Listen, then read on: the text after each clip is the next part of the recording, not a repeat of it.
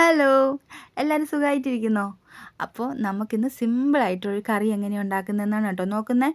വളരെ സിമ്പിളായിട്ട് ഉണ്ടാക്കാൻ പറ്റും. നമുക്ക് പച്ചക്കറിയോ മീനോ ഒന്നും ഇല്ലാതിരിക്കുന്ന സമയത്ത് ഒരു അരമുറി തേങ്ങ ഉണ്ടെങ്കിൽ പെട്ടെന്ന് നമുക്ക് ചോറിനൊപ്പം കഴിക്കാൻ പറ്റിയ നല്ലൊരു കറിയാണ് കേട്ടോ. അപ്പോൾ അതിനായിട്ട് ഒരു മിക്സിയുടെ ജാറിലേക്ക് ഞാൻ കുറച്ച് തേങ്ങ ഒരു അരമുറി തേങ്ങ എടുത്തിട്ടുണ്ട്. അതിലേക്ക് ഒരു പുളിക്ക് ആവശ്യത്തിന് നമ്മൾ വാളംപുളിയാണ് ചേർത്ത് കൊടുക്കുന്നത്. അപ്പോൾ അത് ഒരു നെല്ലിക്ക വലുപ്പത്തിൽ എടുത്തിട്ടുണ്ട്. പിന്നെ 2-3 അല്ലി വെളുത്തുള്ളിയും 4-5 ചെറിയ ഉള്ളി കൂടി ഇട്ട് കൊടുക്കുന്നുണ്ട്. പിന്നെ നമുക്ക് ഇതിലേക്ക് പൊടികളായ മഞ്ഞൾപ്പൊടി ചേർത്ത് കൊടുക്കാം. മഞ്ഞൾപ്പൊടി ഞാനിവിടെ 1/2 ടീസ്പൂൺ മഞ്ഞൾപ്പൊടി ചേർത്ത് കൊടുത്തിട്ടുണ്ട്. പിന്നെ ഒരു 1/4 ടീസ്പൂൺ ഉലുവയാണ് കേട്ടോ. ഉലുവ പൊടിയല്ല, ഞാൻ മുഴുവനോടുള്ളതാണ് ചേർത്ത് കൊടുക്കുന്നത്. നിങ്ങൾ പൊടി ചേർത്ത് കൊടുത്താലും മതി കേട്ടോ. പിന്നെ ഒരു 1/4 ടീസ്പൂൺ കുരുമുളക് പൊടി ചേർത്ത് കൊടുക്കുന്നുണ്ട്. പിന്നെ നമുക്ക് എരിവിന് ആവശ്യത്തിനുള്ള മുളക് പൊടി ചേർത്ത് കൊടുക്കാം. മുളക് പൊടി ഞാനിവിടെ 1/2 ടീസ്പൂൺ മുളക് പൊടി എടുത്തിട്ടുണ്ട്. അതിൻ്റെ കൂടെ തന്നെ 3/4 ടീസ്പൂണോളം മല്ലിപ്പൊടി എടുത്തിട്ടുണ്ട് കേട്ടോ. മുളക് പൊടി ഞാൻ കാശ്മീരി മുളക് പൊടി അല്ല കേട്ടോ ചേർത്ത് കൊടുത്തേക്കുന്നത്, എരിവുള്ള മുളക് പൊടി തന്നെയാണ് കേട്ടോ.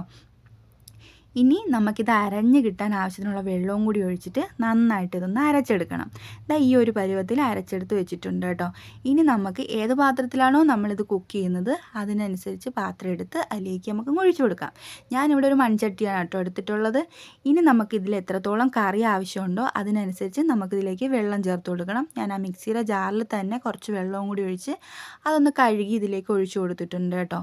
നമുക്കിനി ഈ സമയത്ത് തന്നെ പാകത്തിനുള്ള ഉപ്പ് ചേർത്ത് കൊടുക്കണം.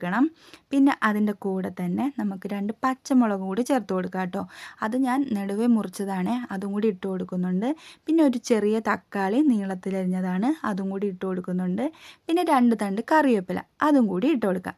ഇനി നമുക്കിത് നന്നായിട്ടൊന്ന് മിക്സ് ചെയ്ത് കൊടുത്തതിന് ശേഷം നമുക്കിത് നന്നായിട്ട് തിളപ്പിച്ച് വറ്റിച്ചെടുക്കാം കേട്ടോ. അപ്പോൾ ഇതിൽ വേറെ ഇനി പണികളൊന്നുമില്ല. പിന്നെ നമ്മളെ കയ്യിൽ മുരിങ്ങക്കായ ഉണ്ടെങ്കിൽ അതുകൂടി ചേർത്ത് കൊടുക്കാവുന്നതാണ്. അപ്പം നിങ്ങൾ വിചാരിക്കും മീനില്ലാതെ എങ്ങനെയാണ് മീൻ കറി ആവുക എന്നൊക്കെ വിചാരിക്കും. പക്ഷേ മീനില്ലെങ്കിലും നമ്മൾ ഈ ഒരു രീതിയിൽ നമ്മൾ മീൻ കറിക്ക് അരയ്ക്കും പോലെ തന്നെയല്ലേ അരയ്ക്കുന്നത്. അപ്പോൾ ആ ഒരു രീതിയിൽ വെക്കുമ്പോൾ മീൻ കറി ഏകദേശം നമുക്ക് മീൻ കറിയുടെ ടേസ്റ്റ് കിട്ടും. പക്ഷേ അതിൽ മീനുണ്ടാവില്ല. അത് എൻ്റെ കുറ്റമല്ല കേട്ടോ. ഞാൻ മീനില്ലാത്ത മീൻ കറിയാണല്ലോ ഉണ്ടാക്കുന്നത്.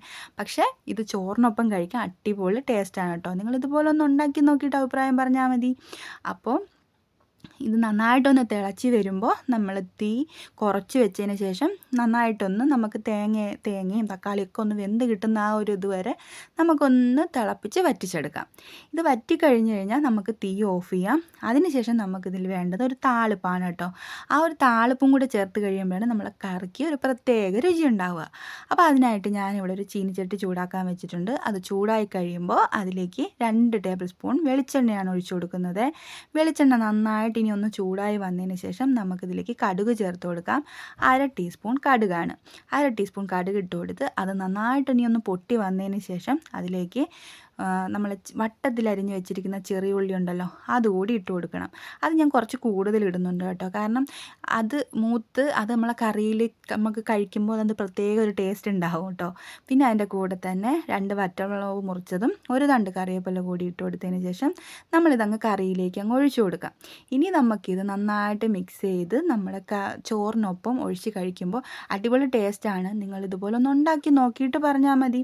അപ്പം നിങ്ങൾക്ക് എൻ്റെ വീഡിയോസ് ഇഷ്ടപ്പെടുകയാണെങ്കിൽ ലൈക്ക് ചെയ്യാനും സബ്സ്ക്രൈബ് ചെയ്യാനൊന്നും മറന്നും പോകരുത് കേട്ടോ. അപ്പോൾ ഓക്കെ.